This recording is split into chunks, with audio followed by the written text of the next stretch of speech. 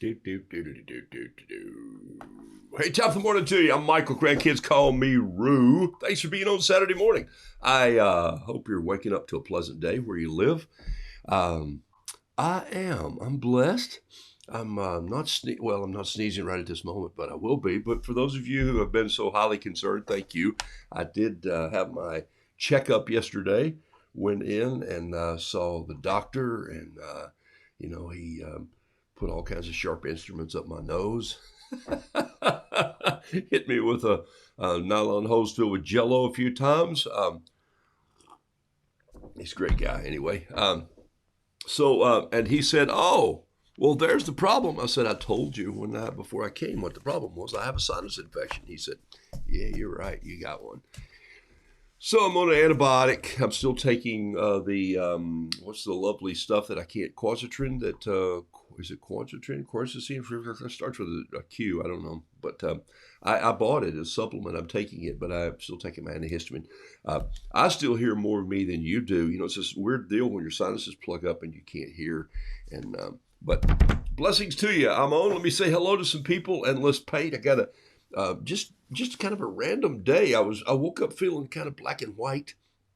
Maybe that's because they took out so much of my blood to do blood work. But let me just say hello one more time here, and we'll go from there. So thanks for being on the show this morning. Good morning, Pat Brooks. Hey, welcome right off of the bat there. I hope you're doing well, my dear friend. Pat Brooks, of course. Love your art. And Noodle Doodle Fiddle Piddle is just kind of laying there, you know. But someday, somebody, who knows? We may sell a few copies, my dear friend. Andrea Nell, thank you for being on the show this morning. Jason Nichols, greetings from an amphitheater in New Jersey. An amphitheater. Could he be hearing a bit of symphony music this morning? Whoa. That would be a great way to wake up on a Saturday morning. Yeah, and the violins come in, and I've decided that the reason that conductors have such a head of hair that's just sort of out there. It almost looks like it's long, like my it look what I would look like if I had a perm, just kind of out there with a lot of silver and gray. It's because they write little notes and worry over very fine um, 5 lines of clefs and fermatas. Those are called bird's eyes in music. Did you know that? Did you know the fermata in the music is called a bird's eye? Those of you musical, you'll know that. So I was just painting a bird. So see, all this is connected. Life is connected, and if you try to disconnect it, you're going to find yourself alone and without a community. Thanks for being here. So maybe those violins, those cellos come in.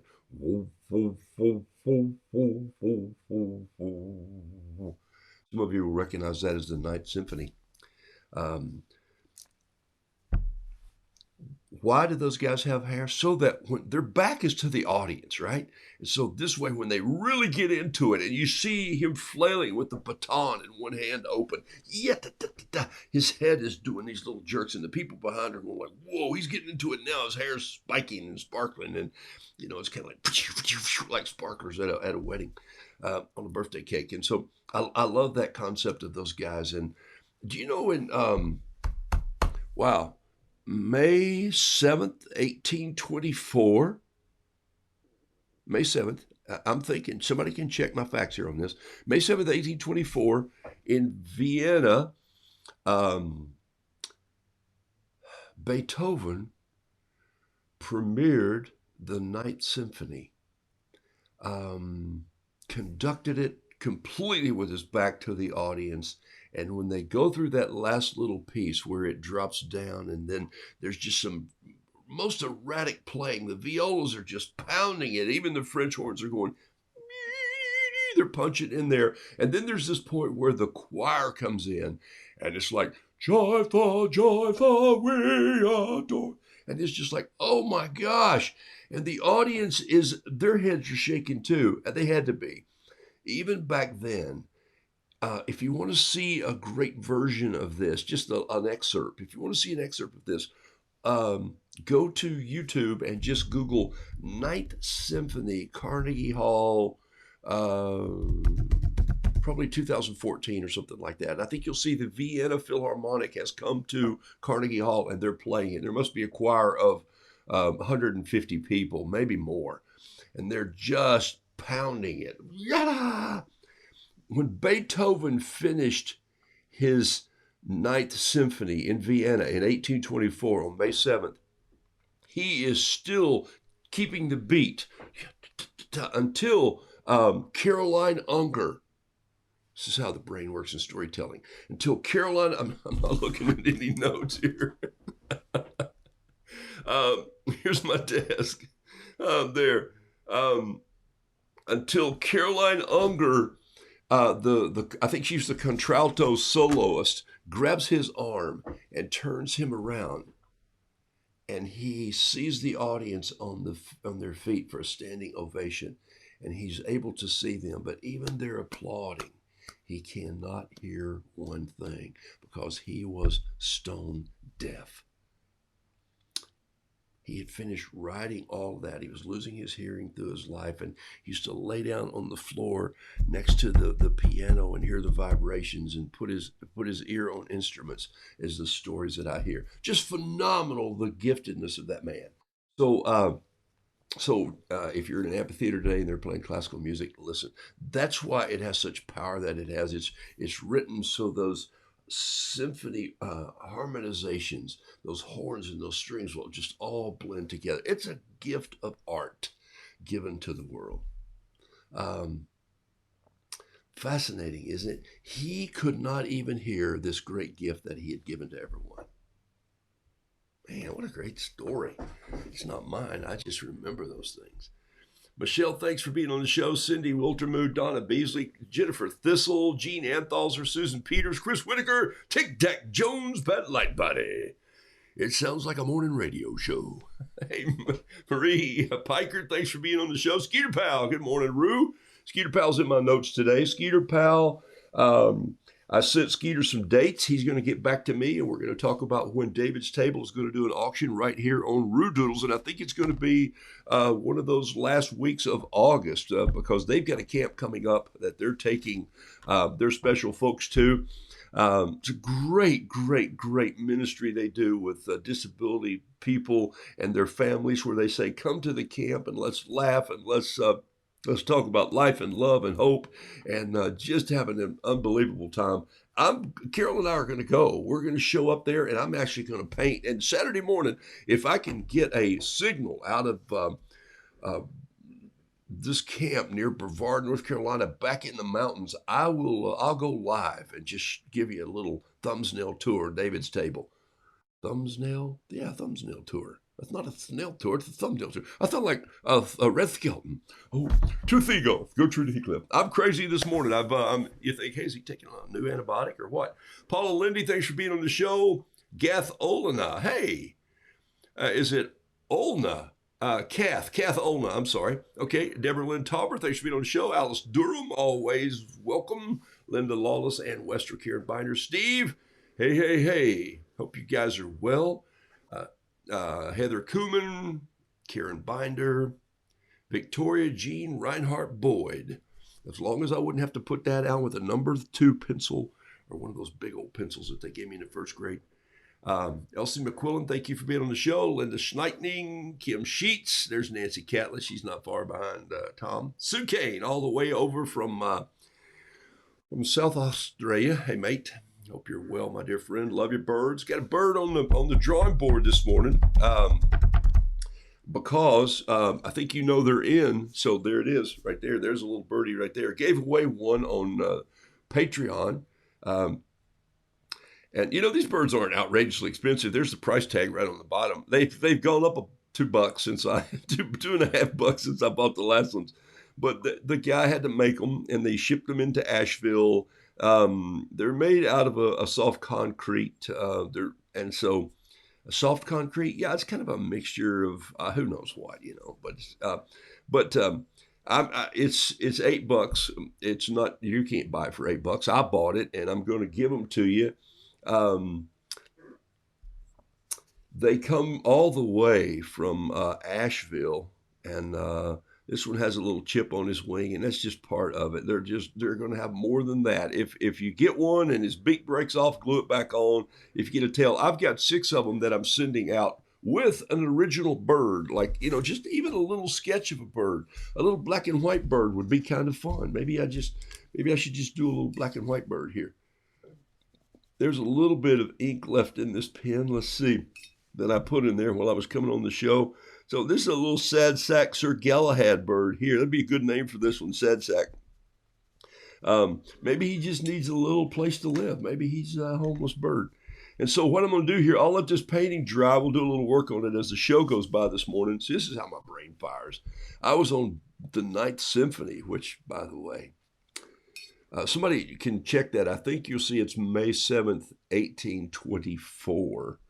I believe those are I believe that's when it may have premiered in Vienna, or maybe it was his final performance. Maybe that's what it was. Maybe it was the final performance. I don't know. I know it was 1824, and so it was probably after he had lost his hearing, and he was conducting it, but he just did it on the counts and the time to the music. Can you imagine having that gift? Wow. Some of you are highly gifted, and you just haven't let the world see what you're doing yet. And maybe you're upstaging it with a lot of other stuff. Look at that little birdie right there. Ha! Let me let him dry, and I'll come back and do some other work on him in a minute. And I'm going to give this away at the end of the show. And you know how this works, right? Listen to me very carefully. Here's what happens here. Here's how this works. I send you the bird, whoever wins it, and the original little painting. You get to keep the painting. But in a month from now, or 5 weeks or so, you have to go on the show like this morning, and you can scroll down and see all the people that are saying hello and all that sort of thing. You could kind of see there and just draw a name. Just go ding. Okay, so you would draw that name, and I don't know, Pat has listed a bunch here. I'm not sure why, but she has. You could, maybe I missed something in the notes, but I miss a lot of stuff in the notes. So, Denise said, if I had my hair like that, I'd look like a tall Bob Ross. That's pretty funny. And so what happens is you get to draw a name, and then you get to send this bird to them. So the bird flies from people to people to people, and then they keep it. But you have to send with the bird. So if you don't want to be a part of this, don't. If I draw your name and you say, no, that's too much trouble, or I don't feel like drawing a bird, then just say it out, because there's a lot of people who'd love to do this. Get the little bird. It's part of your story for a while. Name the bird if you want. I'm going to probably touch this one up with a little bit of paint just to make it look like my original here. Just drop a little bit of, what? Sure, it's just a little bleached concrete bird. I'm just going to drop a little bit of this brown on him there, rub him with my finger a little bit. I don't want him to look like he's a finished product. I want him to look like he's getting ready to go out across the world. We know they've been all over the place. Some of you had the birds already. There's 6 or 7 out there somewhere. If you're holding a bird and you've had it now for about 6 months, draw a name, paint a little original, and let it take off. And so just sort of let it go. Let it be a part of your story. Send out this little bird. I put a little orange there on his chest. You want to get a little bit of this titanium white right here. Just throw it on. You see how careful I'm being. Yeah, right.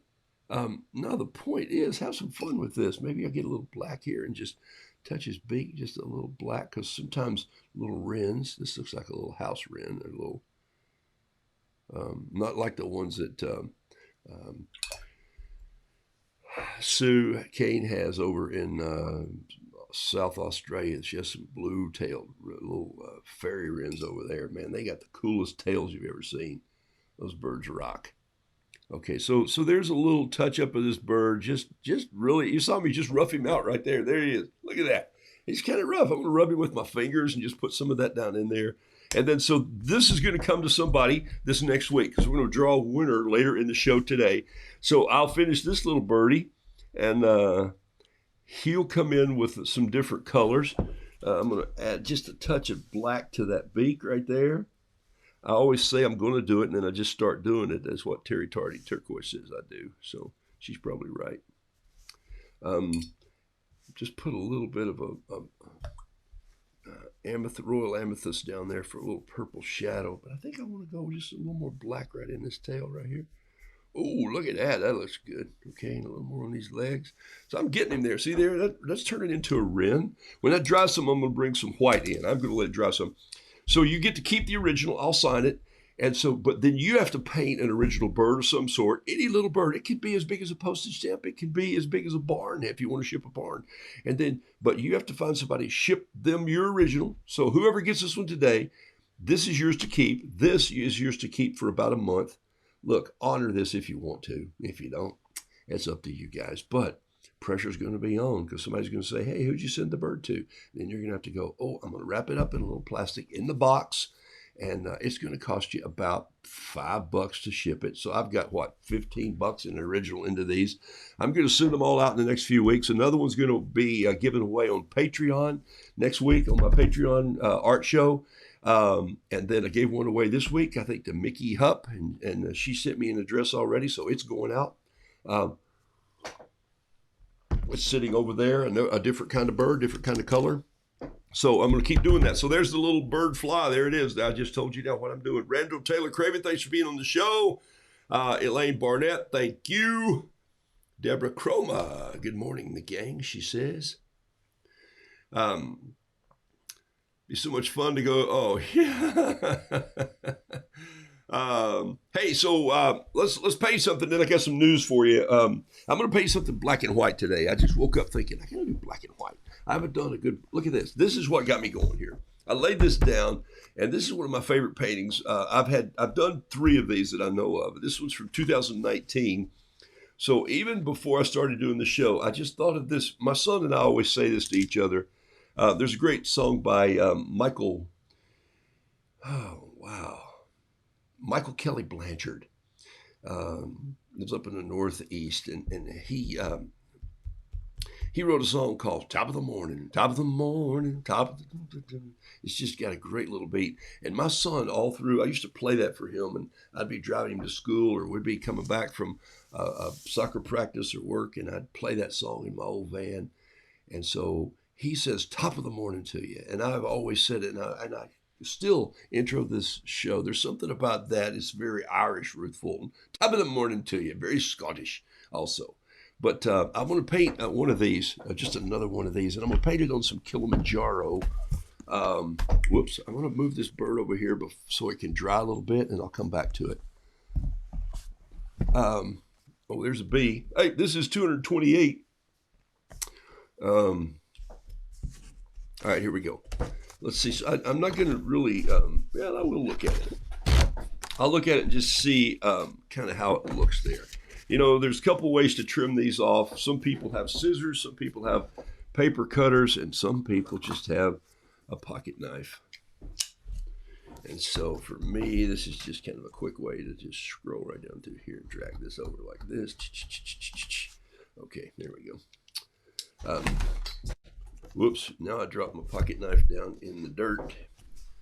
Not in the dirt, I'm in the carpeted office. Okay, let's see. So I think what I'm going to do is I'm going to sketch this with a Pentel 07. Need a little sketching music here. It's not sketchy, but sketching. Let's see if I can find something to sketch to. Something you guys, someone asked me about this week, and I responded, hey, you were asking, could you share?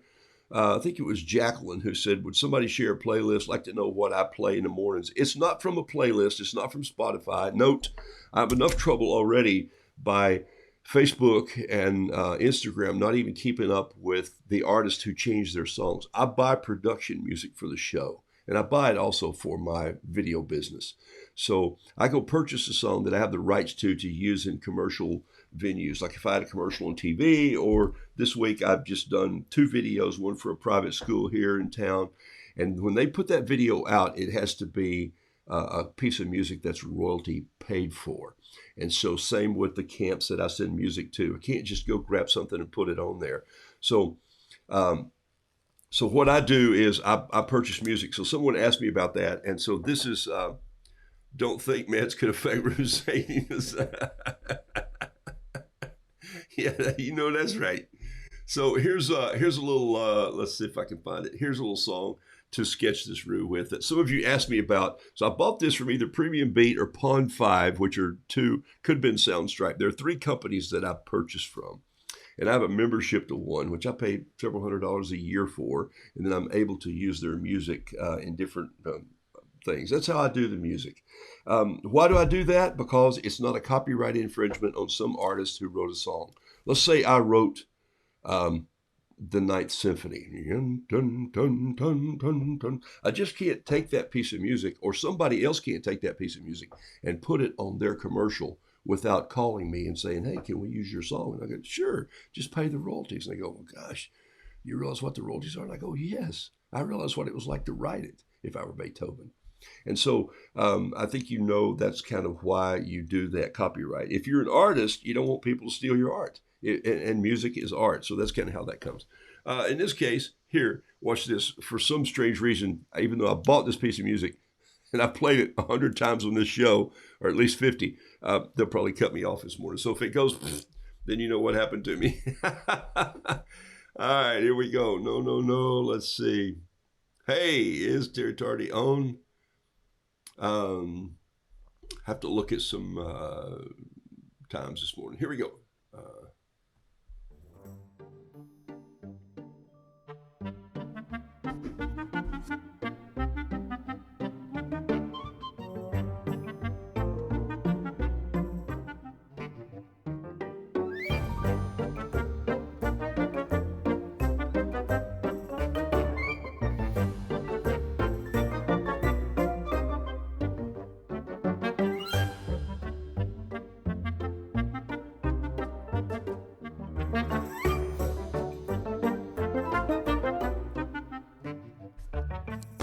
Change pins.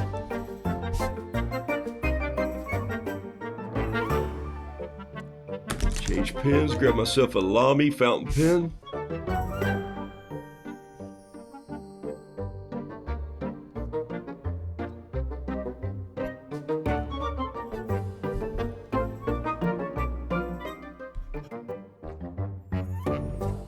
Change pins again.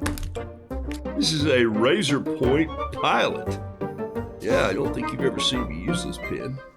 Not much here to it anymore. It's old, it's pretty well dilapidated, but I think I can get a little bit out of it. This is my Pilot Kakuno.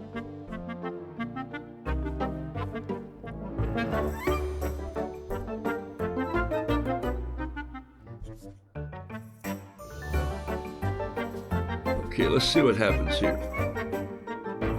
Let's use one more pen just for fun. This is a beadball ink. Drop some of that in like that. Look at that, just shaking it down in there. Let's grab a little bit of a brush here, a little clean water, and come in and see what happens.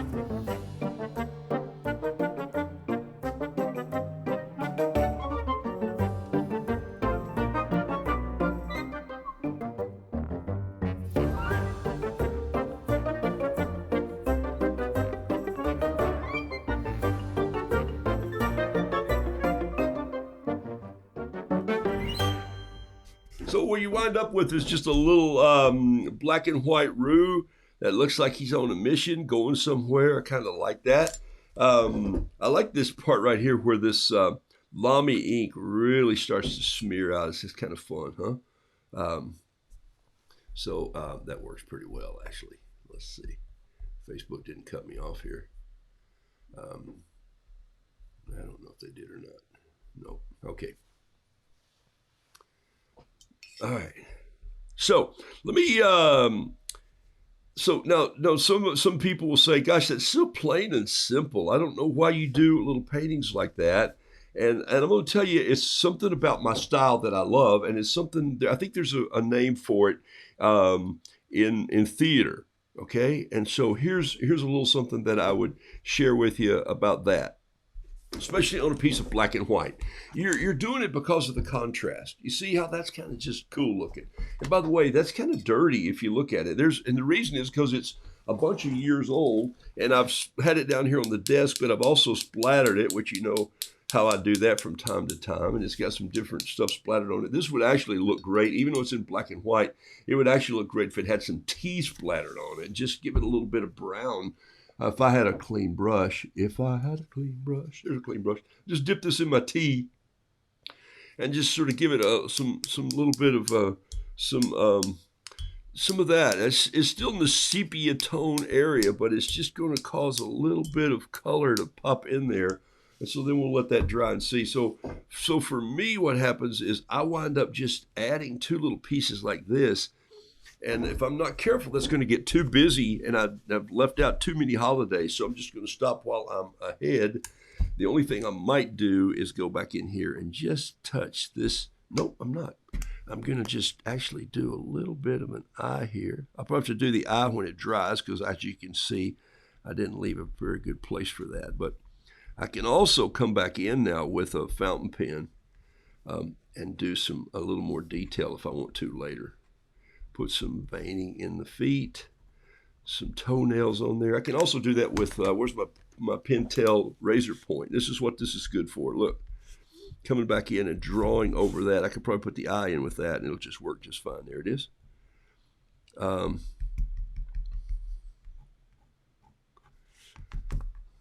right, so there we go. So there's another little top of the morning to you, Roo. Top of the morning. Might as well do to you. Top of the morning to you. All right. So here's what I was going to say about art. Sometimes I will get emails from people, and they'll say, "I wonder why you leave so much white around your images." And my answer is because, well, I'm not that good an artist. I think like an artist. But if I were to paint this beautiful scenic barn scene here, and I were to draw a barn and the fields and the fence post and the hay bales and the other chickens on the fence and maybe a feed bucket and a goat sticking his head in a bucket over here, if I were to do all that, then my focus of my painting has just gone from this rooster saying top of the morning to you to a farm scene. And that was not my intended focus. My intent was for the Roo, hello, to say top of the morning to you. So sometimes the verbosity in the background upstages the main character. In theater, it's always great when there's just one person who is just fabulous. But if everybody tries to come in and be as fabulous as the lead, then you're going to call what they call upstaging in theater. We do that sometimes. If you ever watch American Idol, and there's a guy who comes out and he's just a one guy frailing the guitar, and suddenly behind him there's flames going off and lights going and pow, pow, and things are dropping and flags are flying, and you go, where's the guy that's playing? I just lost him in all the stuff that you're biting for my attention to. You're causing my eye to go all over the place. And so I think those are frustrated producers trying to say, hey, let me show you what I can do with the lighting controls. Man, I can make the lights zing and whiz and drop in and fly stuff in, and we'll drop in flying angels. And it's like the Wizard of Oz. Once I see the blue flying monkeys, I'm done. I don't want to watch any more of the show, because I'm going like, they scare me and I'm out of there. And so it's sort of like you got fire and cannons going off and smoke and steam. And I'm thinking, where was the kid that came out with the violin that was playing this cool cover song? And maybe the Pirates of the Caribbean, or maybe it was the Ninth, dun, dun, dun, dun. And then there was like, maybe it's the 1812 Overture. And they really rolled cannons out. That can only happen in the last couple seconds, or you upstage everything. It's camps do that a lot. With I got a camp video recently of a friend asked me to take a look at. He said, hey, I would love for you to look at our camp video and tell us what you would have done differently. And I go, no, you don't want me to do that. And he said, no, please, I do. And I said, no, I'm not going to do that. He said, well, would you at least watch it? And I said, I'll watch it.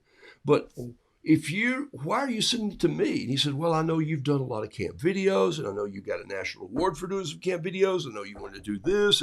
But he said, your videos seem to be so, I said, focused? Yeah, they're about that one little thing that is supposed to get the point across. So my art, and I'm not telling you your art has to do this, but in the communicative art tool of thinking like an artist, I want my art to get across one little thing.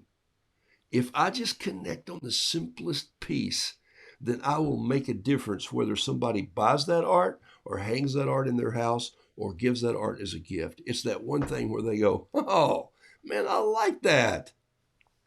Where's that little bee painting I did this morning? Look, this is a little bee painting that I just sketched about 7:30 this morning sitting here.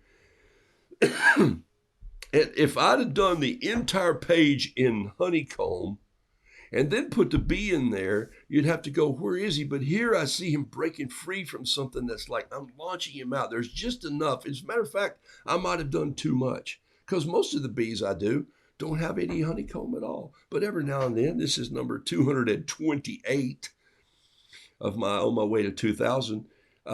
I just like to show a little bit of this ramshackled comb, and there it is right there. So just with a little pen, took my brush and just dipped it in and just kind of went, splattered a little bit like this. And then if I do any more, I'm going to mess it up. I didn't want to upstage the bee because what's this about? It's about the bee. So same with my roosters that I do, or same with my birds that I do, or same with the background. So this guy sent me his camp video, and there was this cutaway of these pirate ships sailing in, and they had just, which was kind of against the law, but they had taken a clip from like I mentioned the Pirates of the Caribbean. They'd taken a couple clips of these ships, and the cannons are firing, and the wind's blowing, and waves, and I'm thinking, wait a minute, this is a trailer to a movie. What are they doing? And then suddenly there's this fade, cross dissolve, and there stands the guy with the sword going, hey, mateys. And he's got on a hat that looked like came from a costume place. And he's got a belt that doesn't even look like the pirate's belt, but it looks like he just punched some holes in an old dress belt that his wife had that's from the 70s, about this wide. Excuse me. And there was such a transition, and I just said, okay, I'm so glad I told him that I couldn't give him my 2 cents. Now, of course, I guess I'm giving it to you now. But you know how I felt. He was upstaged by everything else he tried to put in there. So that's my word to you this morning. How did I get into that? I get into that because people ask me, hey, are you gonna draw this rooster in a farm scene? Are you gonna draw him talking to someone? Sometimes. If it's about a conversation. Maybe it's about the hen. Maybe it's about a chick. Maybe it's about the conversation that the dad has with the kid. That's really huge. The peep. Maybe it's just about the rooster doing what the rooster's doing. And so when you're painting your work, when you're thinking like an artist, think what your focal point is.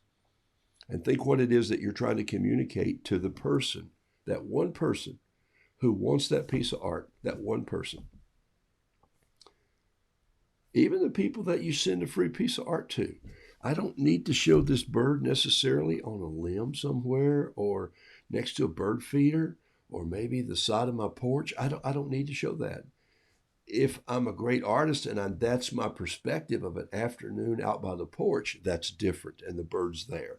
But if it's about the bird, let it be about the bird. That's my 2 cents on art today. Hey, I had a couple other notes, black and white. I wanted to paint something else for you, just with some ink. And I have this note for you.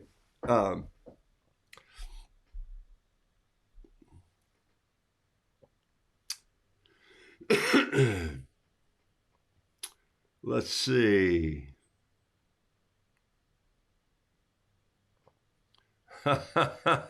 Miss Carla says, oh, you talking about the kid with the sparkler during the city fireworks display? Yeah, there is something where you've come to watch the city fireworks, and then the mom brings this one kid over there and the dad. And the dad's thinking, hey, I went down to the local fireworks place and I bought some pretty good things that you throw and they pop on the sidewalk. And they're over there doing this thing while everybody else is trying to watch this and you're afraid. Yeah, that's exactly what I'm talking about. What is the upstage that we say, today we came for the symphony? Just keep that in mind as you paint for focus. Okay, just think about that. I guess another way of saying it is my story getting too busy? Look, as a storyteller, sometimes I get too busy. Um, and so you can upstage things without thinking that you're doing it. I see this all the time hey, look, I see this on Sunday sermons. Some pastor wants to roll a piece of a movie clip because he thinks it highlights his message so much. And I'm going like, no offense, man, but I'd rather watch the rest of this movie because it has some incredible acting and points in it. And I get it. Now you just went, it's like slamming on the brakes and slamming into the wall and going like, let's stop here for a minute so I can tell you, here's how I relate to that. You don't relate to that unless you've been to Hollywood and you start in the film. That's different. You see my point? Okay, it sounds kind of critical, but it's because we've been a part of a family together for the last few years, and I'm telling you that be careful how you focus your work. You paint the greatest. I just need to see the fisherman standing there with a little blip of that ocean for the theater of my mind to take on the effect that it needs to take on. Hey, let me paint something for you here just with a little bit of ink this morning. This is Kilimanjaro paper. It's bright white, 140 pound. Love this paper. This is a pad, so it's not a block. The difference being blocks are glued all the way around. Pads are just glued at the top, ripped it off. There it is. It's here. It is bright white. Love it, love it, love it. I don't know if there's any questions. If you ever have questions for me, you can just, do you know of anyone who currently has an original concrete bird?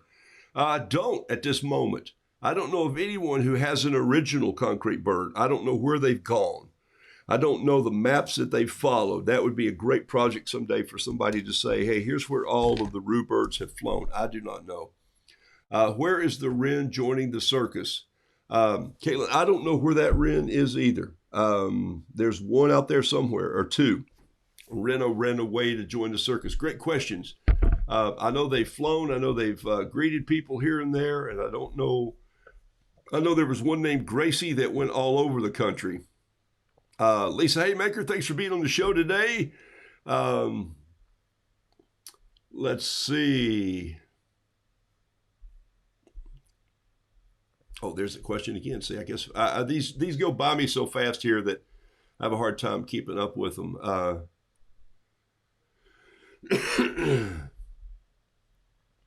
I'd love to have a bird visit me in Kansas. Yeah, I would love for a bird to go to Kansas. I'd like to go to Kansas City. Kansas City, here I come. Jack Wolfenbarger's on the show. I just saw that name pop by. Hey, brother, how you doing? Hope you're well. Good to hear from you. All right, let me paint. Let me put a little music on here. Uh-oh. Sorry, I just turned over my thermos here. But I'd put some tea in it before I start this fresh. Keep a little hot thermos underneath here because I don't have a teapot up in my studio. That'd be one thing I could add, but then I just have to carry it downstairs and watch it out. All right, here we go. When I said I was going to do a pen and ink, I'm just going to do that. I'm going to put on a little music here. Let's jump way up here to something kind of fun.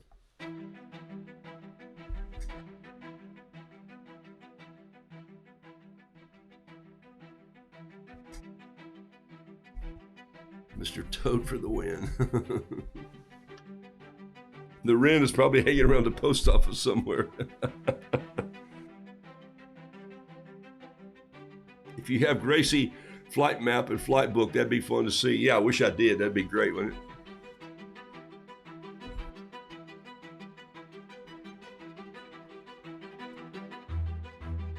Wow, the music's rocking, though.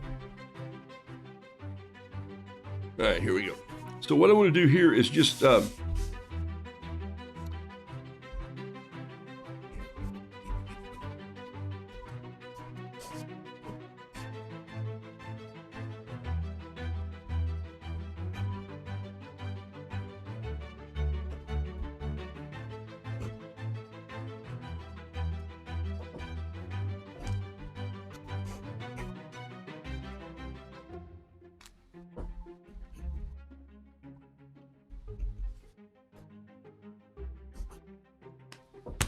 one of the things I'll do here is I'm taking this is a number 7. This is a number 7 American Journey brush, an old one, but a number 7. Just gonna, I'm gonna take this brush. I shouldn't have thrown that, sorry.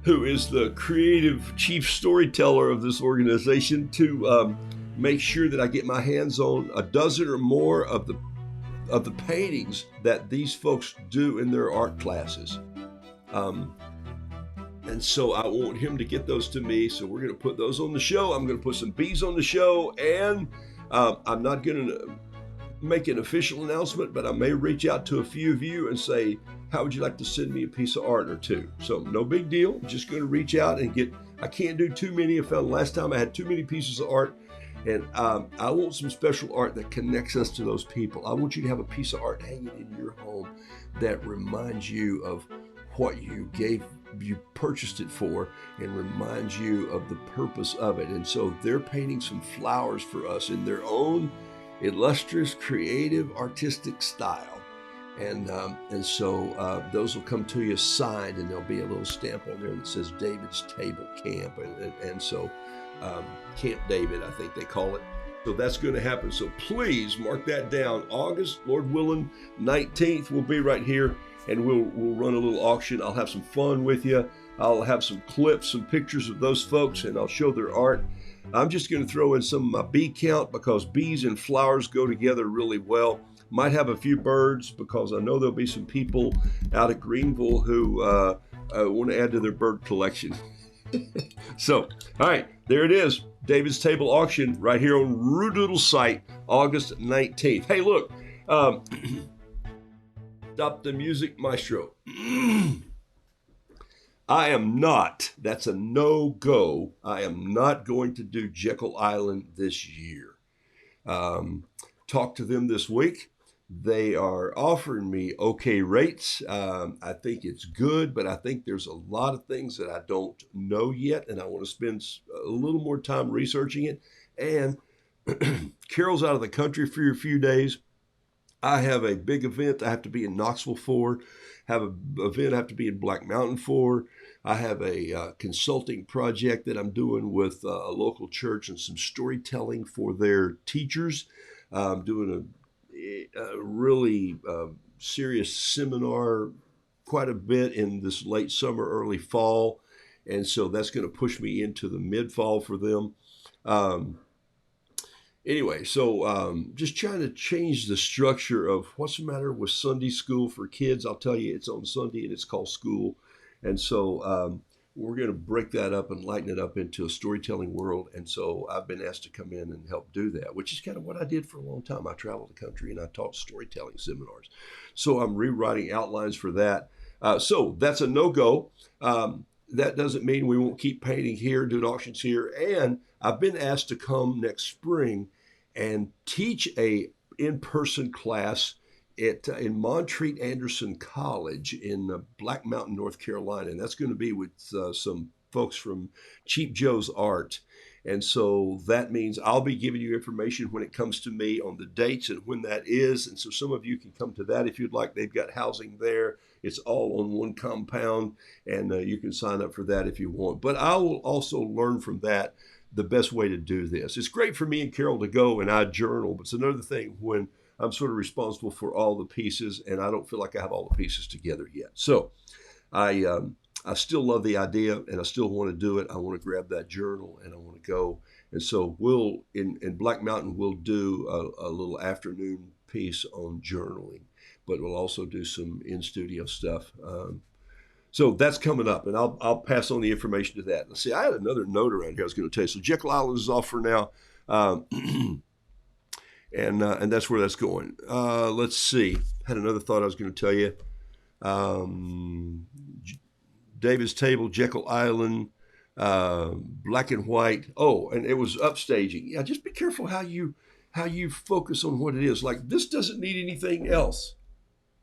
It just doesn't need anything else. You say, well, I could do a cloud up here. And you go like, well, why?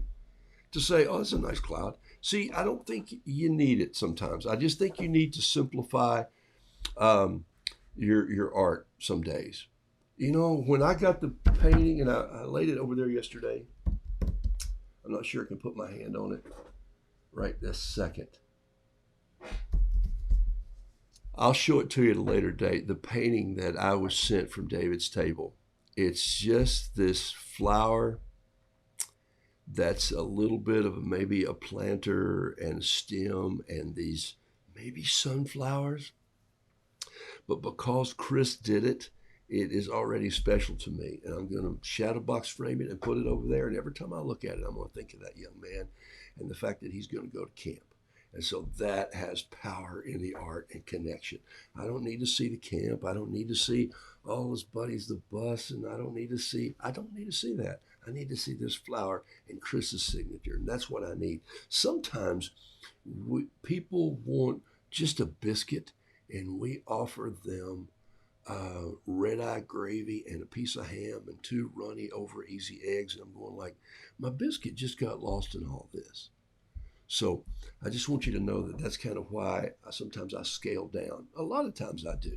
I got story after story of true illustrations in my life that we tend to just mess up sometimes. I do. So I'm just telling you that I've struggled with this as I go through. So I'm saying learn from my mistakes so you don't have to make your own if you're trying to move some art in one way or the other. Back off and paint some simple things. Just do some black and white this week. Just do something really simple. All right. This is Kilimanjaro. It's a smaller size. Same paper as what I just painted this on. It's just my little sketchbook. It's called actually a paint book. It's 5.5 by 10.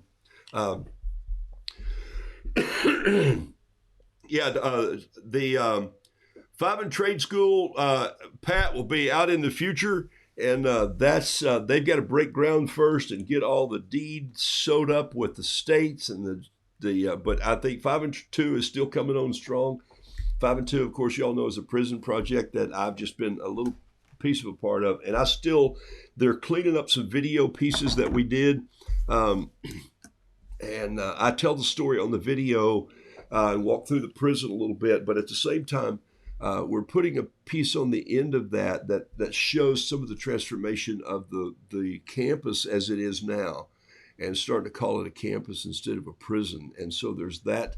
I just sent them a piece this week that said what this place was kind of dark, and now you're turning it into this incredible light that can be used for arts and trades and skills, and to encourage young men and women to learn a trade and be in their community and earn a living and not feel like they have to steal or rob or kill to get ahead. So anyway, it's got some pretty amazing things happening. So I'll keep you posted on all that too. All right, I'm going to do one more little black and white here. Ruth Fulton, she's on the show. Hello, hello, hello. Glad you're on this morning. Ricky Bestain Gover, Susie DeLay, Becky Bailey, thank you. Becky, I think I still have a painting laying on the counter for you that I've just been on the road all week shooting between my doctor's appointments and video. I've been cranking it here. So thanks, Linda. Yes, maybe next year on Jekyll Island, and maybe that's it. You know, we always used to say next year in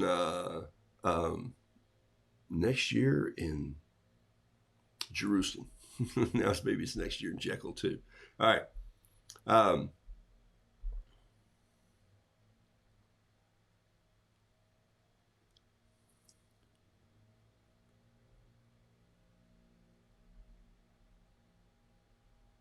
Orange sunrise reflection on the ground. Ooh, that's kind of cool. Susie DeLay said, I was the first to receive a bird. It flew to me in Central California. That's fantastic. I love it that these some of these things have taken off and gone lots of places. So this one's going to come out today. As a matter of fact, I'll just do the drawing right now. No, I'm going to wait till the end of the show. But when you're talking about grayscale people, I want you to see what happens to this black Sumi ink. And this is the Sumi ink right here. It comes in a little container. You can get a bigger container of this. It's black Sumi ink. It's made by Yasutoma. You can get this at lots of art stores. This comes from Cheap Joe's. You know, it was even people who sold this ink didn't know this for a long time. Let me show you something. Look, when it shipped in, I looked at the bottle. I want to show you the bottle. Can you see the bottle right here? You see that little cutout in the bottle? I thought, oh no, the bottle's broken. Oh my gosh, and I hope it didn't leak. And I turned it over and I thought, it's broken on the other side. You know what that is? Look, I never trust this, but look, that becomes a a brush rest so you won't have to lay your brush down on the painting. Oh my gosh, are you kidding me?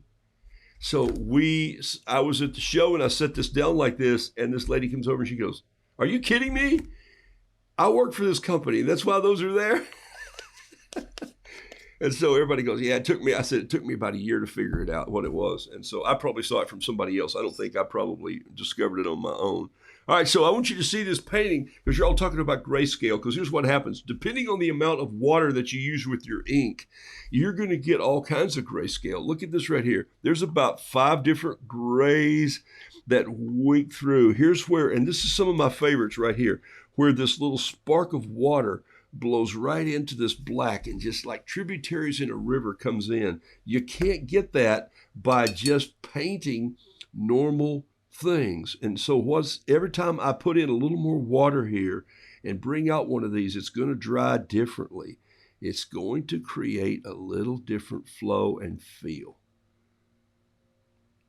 And you can see that well, you can't probably see it where you are, but if I were to hold this up like this, you'd see that I used a lot. No, you can't see it there. Maybe in my hand over here, it's got a little bit of a warp to it. It's because I use so much water.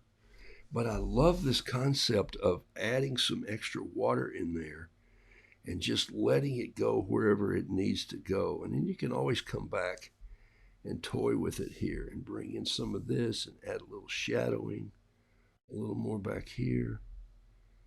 Okay. All right. This is actually, this is kind of, see, sometimes this is like I love this painting. To me, I'm going like, okay, that rocks. How strange, you know? It leaves you open to not know what that guy's talking about. So for me to do little paintings like this would be just really kind of fun if I were to come in here and do this little honeybee like this. And you remember all the parts. I showed you how to draw a honeybee, right? You know, you draw the light bulb. There's the light bulb down here. You got this little piece on his back like this, and then there's his eyes up here. You get these 2 little antennas that come out. There's a little honeybee right there. So I'm going to grab this fountain pen, and then I'm going to do something really different here. I'm going to take this and I'm going to turn out some bee legs just going out like that. You're going like, well, wait a minute. Did you forget the wings? Yeah, I did. But it's okay. I'll put them in a second. Here we go. So another couple little legs coming out this way, and then maybe a little leg that comes down this way. And this is the leg that has the pollen holder on it. You know, the way the hairs are made, the little pouch. Here's maybe where I'm going to do my lines across. I don't know if I have any bee music.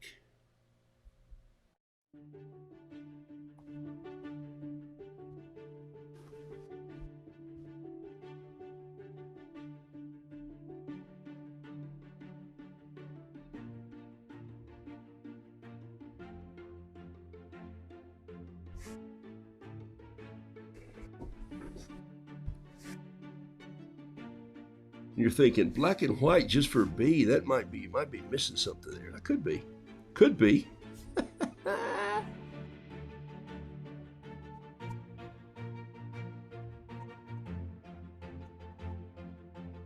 Look, this B is south of the border, huh?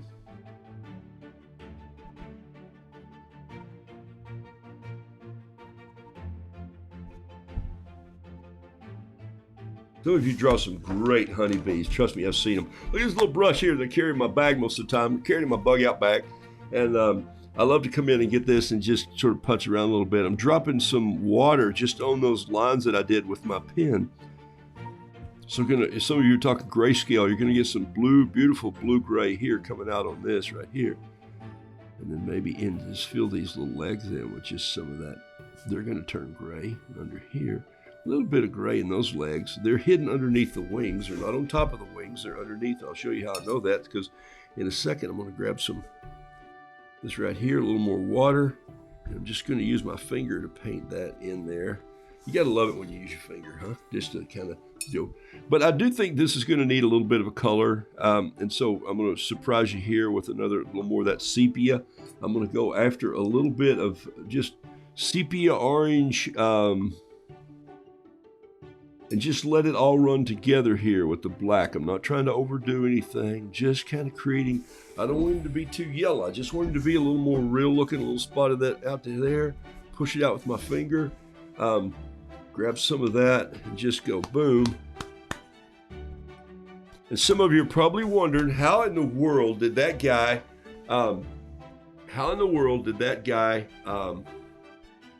get that honeycomb on there?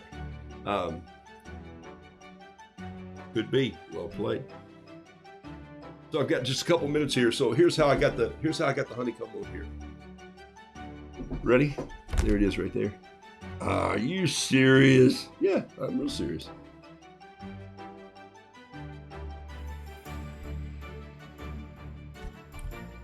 What is that? That's a piece of wire that I use sometimes. I had some in the shop that I was doing for a project. And so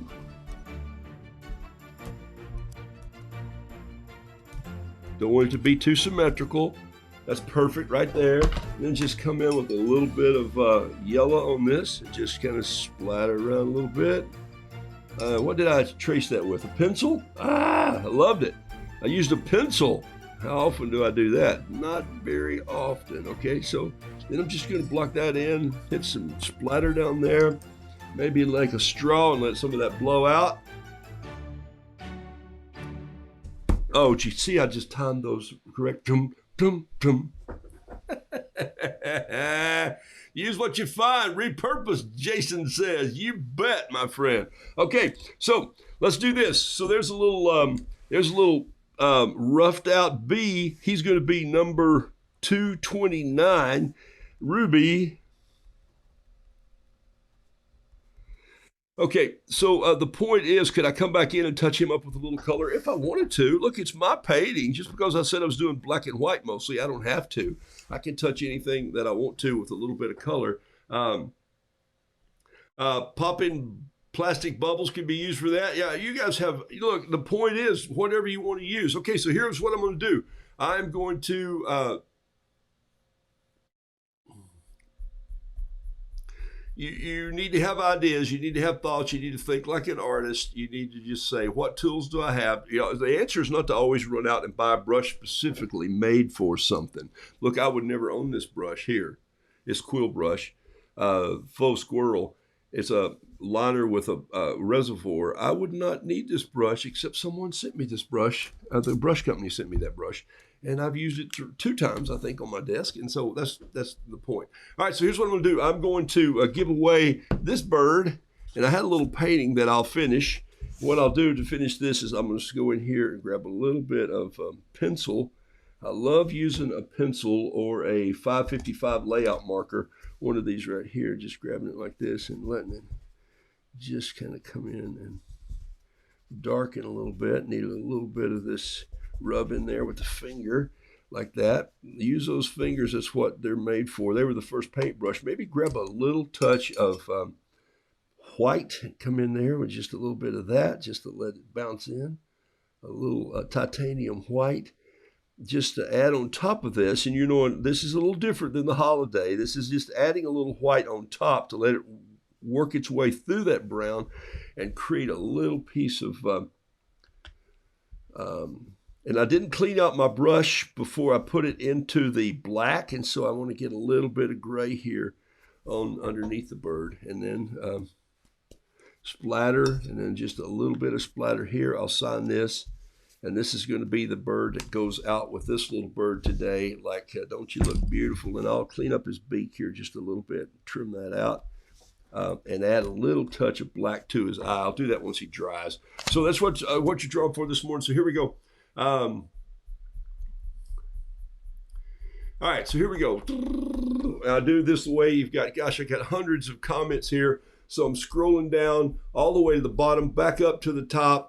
Back and forth a few times. I'm going to see 3 names on my screen. Okay, I enlarge this thing so I can only make sure I'm going the right way.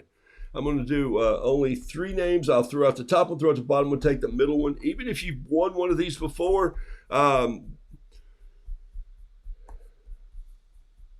somebody the other day said they were changing their name to Becky Bailey because she always winds up in here somehow. I don't know how that happens, but here we go. 1, 2, 3 up, down. I don't know where it is. Boom. And it is Pat Lightbody. Pat Lightbody, you are the winner. And you know what? The person at the bottom, the 3 names, ready for this. This bird could have taken a detour. He could have gone to Ireland. Ruth Fulton, I may need to send you one anyway. Ruth Fulton, Pat Lightbody, and Becky Bailey. Those are the 3 names that were in line right there on my screen right now as you see it. So, Pat, if you'll send me an email at roodoodles.com, roodoodles@gmail.com, roodoodles@gmail.com, I will send you this little bird probably this next week. I'll get this signed up. You get to keep him for 4 or 5 weeks. Find somebody else you can give him to. Send him on his merry way. And that's the way this world works, okay? I'll put a little extra paint on there. I'll color in his eyes just a little bit there so you can just see, oh, this is perfect right here. Just a little touch of black right in there, keeping some white around those. And anyway, so you're going to get the little birdie. You keep him, dress him up, tie a ribbon on his neck, send him on or her. Name it if you want. That's your job. You get to name the bird the first time out of the chute. There's 2 of them going out this week, so have some fun with this. And thank you for being on the show. Hey, don't upstage your art. Leave a lot to the imagination of the theater goer, okay? There's some, I don't have to build the whole house on stage. All I have to do is have a rocking chair, a half a door, and a window hanging, and I've created a front porch for my actor to sit on. And I do dramatic lighting. I don't have to spend a fortune on theater crafts. All I have to do is become a better storyteller. Let your art make you a better storyteller. Let your art make you be a better storyteller. Right now, take a sip. Last sip with me out of the cuppa. Don't forget, no Jekyll Island. I'll pass on all the information. We're going to do it someday in the future, Lord willing. David's Table, August 19th, auction. I'll see you long before then. Monday morning, I'll see you, Lord willing, right here.